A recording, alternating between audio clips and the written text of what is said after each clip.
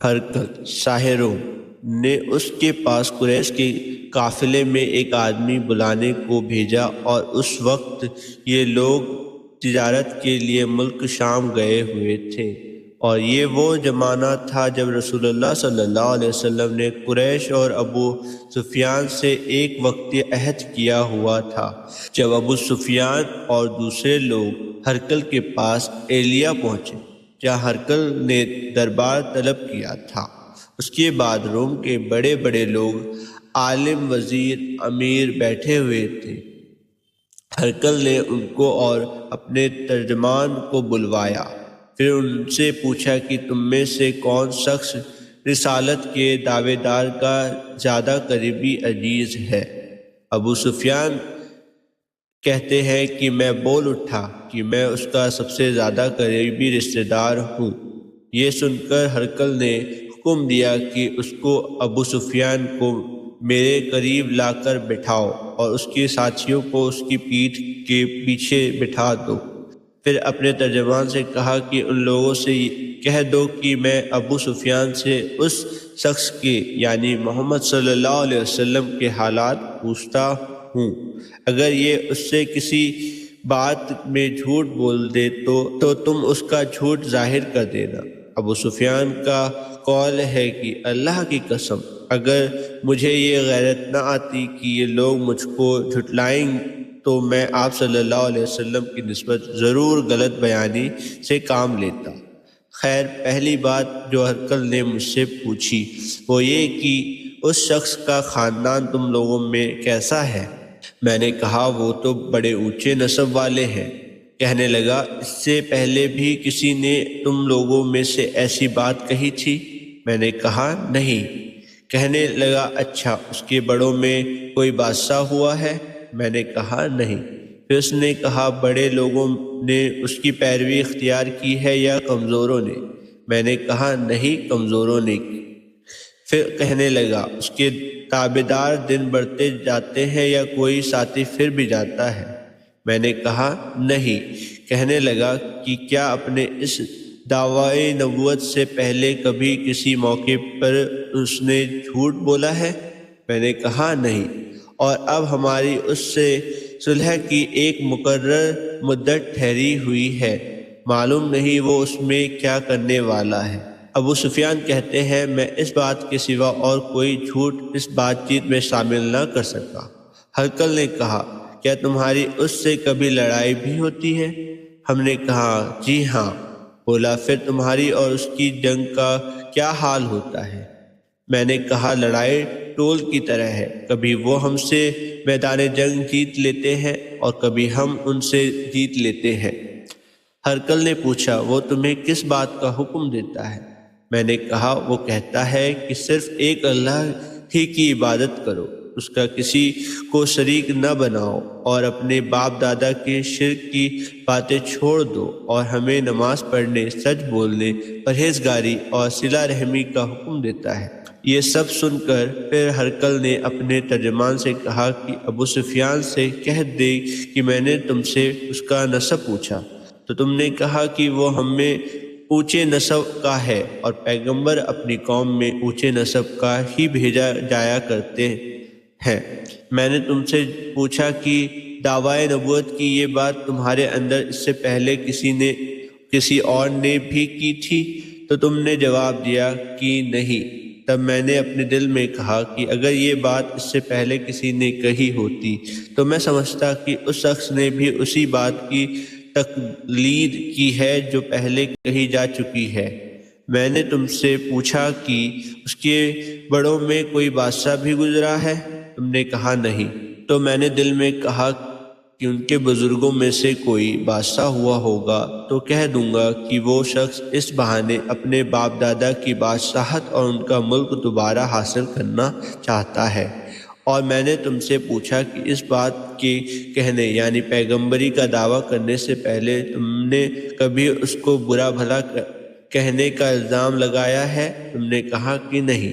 تو میں نے سمجھ لیا کہ جو شخص آدمیوں کے ساتھ برا بھلا کہنے سے بچے وہ اللہ کے بارے میں کیسے جھوٹ بات کر سکتا ہے، اور میں نے تم سے پوچھا کہ بڑے لوگ اس کے پیرو ہوتے ہیں یا کمزور آدمی؟ تم نے کہا کمزوروں نے اس کی پیروی کی ہے۔ تو اصل میں یہی لوگ پیغمبر کے متبعین اور پیروکار ہوتے ہیں۔ اور میں نے تم سے پوچھا کہ اس کے ساتھی بڑھ رہے ہیں یا کم ہو رہے ہیں؟ تم نے کہا کہ وہ بڑھ رہے ہیں، اور ایمان کی کیفیت یہی ہے یہاں تک کہ وہ کامل ہو جاتا ہے۔ اور میں نے تم سے پوچھا کہ آیا کوئی شخص اس کے دین سے ناخوش ہو کر مرتد بھی ہو جاتا ہے؟ تم نے کہا نہیں۔ تو ایمان کی خاصیت بھی یہی ہے، جن کے دلوں میں اس کی خوشی رچ بچ جائے تو اس سے لوٹا نہیں کرتی۔ اور میں نے تم سے پوچھا کہ آیا وہ کبھی عہد توڑتے ہیں؟ تم نے کہا نہیں۔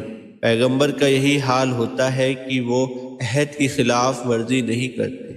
اور میں نے تم سے کہا کہ وہ تم سے کس چیز کے لیے کہتے ہیں؟ تم نے کہا کہ وہ ہمیں حکم دیتے ہیں کہ اللہ کی عبادت کرو، اس کے ساتھ کسی کو شریک نہ ٹھہراؤ، اور تمہیں بتوں کی پوجا سے روکتا ہے، سچ بولنے اور پرہیزگاری کا حکم دیتے ہیں۔ اس لیے اگر یہ باتیں جو تم کہہ رہے ہو سچ ہے تو بہت جلد وہ اس جگہ کا مالک ہو جائے گا کہ جہاں میرے یہ دونوں پاؤں ہیں۔ مجھے معلوم تھا کہ وہ پیغمبر آنے والا ہے، مگر مجھے یہ معلوم نہیں تھا کہ وہ تمہارے اندر ہوگا۔ اگر میں جانتا کہ اس تک پہنچ سکوں تو اس سے ملنے کے لیے ہر تکلیف گوارا کرتا۔ اگر میں اس کے پاس ہوتا تو اس کے پاؤں دھوتا۔ ہرقل نے رسول اللہ صلی اللہ علیہ وسلم وہ خط منگایا جو آپ نے طلحہ کلبی رضی اللہ تعالیٰ عنہ کے ذریعے حاکم بصرہ کے پاس بھیجا تھا، اور اس نے وہ ہرقل کے پاس بھیج دیا تھا۔ پھر اس کو پڑھا تو اس میں لکھا تھا، اللہ کے نام کے ساتھ جو بہت ہی مہربان اور رحم والا ہے۔ اللہ کے بندے اور اس کے پیغمبر محمد صلی اللہ علیہ وسلم کی طرف سے یہ خط ہے شاہ روم کے لیے۔ اس شخص پر سلام ہو جو ہدایت کی پیروی کرے۔ اس کے بعد میں آپ کے سامنے دعوت اسلام پیش کرتا ہوں۔ اگر آپ اسلام لے آئیں تو دین اور دنیا میں سلامتی نصیب ہوگی، اللہ آپ کو دوہرا ثواب دے گا۔ اور اگر آپ میری دعوت سے نافرمانی کریں تو آپ کی رعایا کا گناہ بھی آپ ہی پر ہوگا۔ اور اہل کتاب ایسی بات پر آ جاؤ جو ہمارے اور تمہارے بیچ برابر ہے، وہ یہ ہے کہ اللہ کے سوا کسی کی عبادت نہ کرو اور کسی کو اس کا شریک نہ ٹھہراؤ، اور نہ ہم میں سے کوئی کسی کو اللہ کے سوا اپنا رب بنائے۔ پھر اگر وہ اہل کتاب اس بات سے منہ پھیر لے تو مسلمانوں تم ان سے کہہ دو کہ تم مانو یا نہ مانو، ہم تو ایک اللہ کے اطاعت گزار ہیں۔ ابو سفیان کہتے ہیں جب ہرقل نے جو کچھ کہنا تھا کہہ دیا اور خط پڑھ کر فارغ ہوا تو اس کے آس پاس بہت شورغل ہوا، پھر بہت سی آوازیں اٹھی اور ہمیں باہر نکال دیا گیا۔ تب میں نے اپنے ساتھیوں سے کہا کہ ابو قصبہ کے بیٹے نبی کریم صلی اللہ علیہ وسلم کا معاملہ تو بہت بڑھ گیا، دیکھو تو اس سے بنی اصفر روم کا بادشاہ بھی ڈرتا ہے۔ مجھے اس وقت سے اس بات کا یقین ہو گیا کہ نبی کریم صلی اللہ علیہ وسلم بہت جلد غالب ہو کر رہیں گے، یہاں تک کہ اللہ نے مجھے مسلمان کر دیا۔ راوی کا بیان ہے کہ ابن ناطور ایلیا کا حاکم، ہرقل کا درباری اور شام کے نصارہ کا لارڈ پادری بیان کرتا ہے کہ ہرقل جب ایلیا آیا تو ایک دن صبح کو پریشان اٹھا تو اس کے درباریوں نے پوچھا کہ آج ہم آپ کی حالت بدلی ہوئی پاتے ہیں، کیا وجہ ہے؟ ابن ناطور کا بیان ہے کہ ہرقل نجومی تھا، علم نجوم میں وہ پوری مہارت رکھتا تھا۔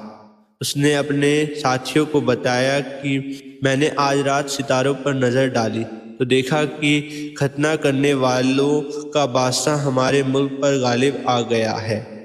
بھلا اس زمانے میں کون لوگ ختنہ کرتے ہیں؟ انہوں نے کہا کہ یہودی کے سوا کوئی ختنہ نہیں کرتا، سو ان کی وجہ سے پریشان نہ ہو۔